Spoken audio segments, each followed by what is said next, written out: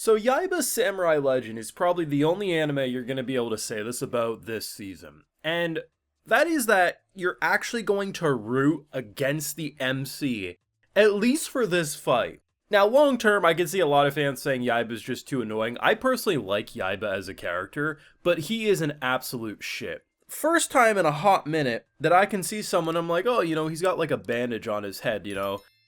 I'm literally thinking this because it never happens. I'm like, that would be the cheap shot, like you would make it so he does so. This little shit, because he can't win in a clean way, with his gremlin teeth, chomps on Mr. Clean's head and causes him to gush like a fountain. And the only way that he can defeat this guy now, he turns to demons. Now, granted, too, Onimaru doesn't like turn to demons because I think he knew it was demons. More so, he stumbled upon a hidden sword, and now he's a demon. But either way, I can't remember the last time I was so you make me laugh and have fun, Yaiba, but you need to be absolutely beat. Let alone say this about a child.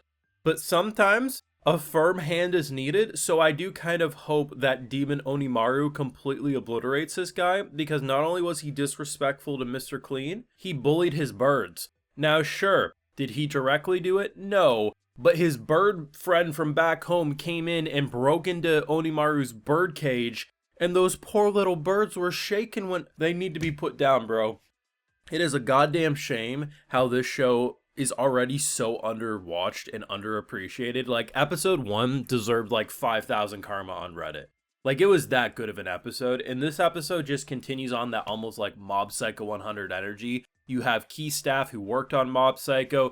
It literally feels like a spiritual successor to that show. Now, granted, yes, Yaiba came before Mob Psycho. I'm not saying that. But it's almost like you take the energy of Mob Psycho and you merge it with the aesthetic choice of a Ranma, and you get the greatest anime that you're not watching.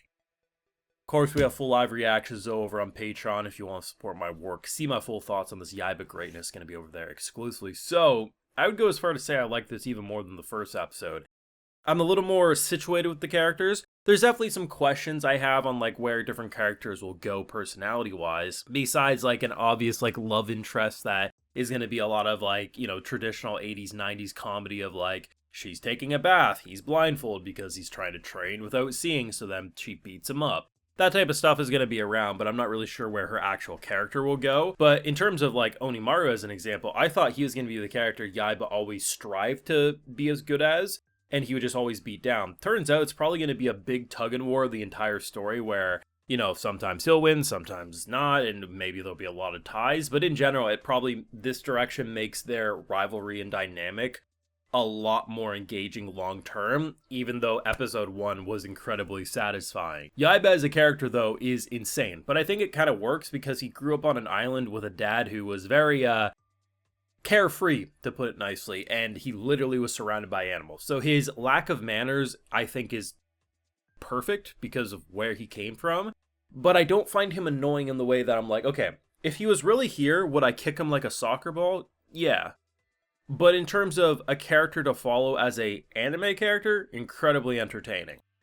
And I think it's nice because we had that contrast of these different character pairings, but most importantly, Onimaru, I don't look at him and his attitude as wow, he really needs to get a reality check. No, if anything, I'm he needs to absolutely kick this kid. The fact that, okay, so he wants a rematch, right? Fair, whatever. So he steals his equipment. That's a little unfortunate, but to get him out of it. Okay, this shit is sick. This shit is so twisted. So he knew at one point, one of the booby traps is a crossbow. If he didn't move, he would have died. Okay? But the fact that someone who tried to kill someone with a crossbow isn't even the craziest thing he did in an episode says how unhinged he is. So he knew he would fall off the roof to save his helmet. And he has the Looney Tunes pitfall trap. Okay, whatever. Alright, that's a little bit of an inconvenience. He poured a bunch of soccer and basketball balls all over him, which really isn't the end of the world. It slightly would hurt, but probably not as much as falling into a hole trap. But then he puts a giant steamroller thing over top of the hole. We really need to pull back and consider this. By putting all of those balls, non-sexually of course, on top of him, it limits his mobility to really get the hell out.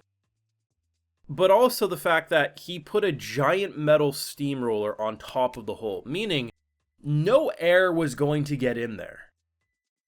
And there's not a lot of air in that. Like, sure, he probably... I mean, I think you can, like, if you were trapped in a coffin, if you preserve your air, like, you can go, like, a couple hours or something, right? If you really slow your breathing.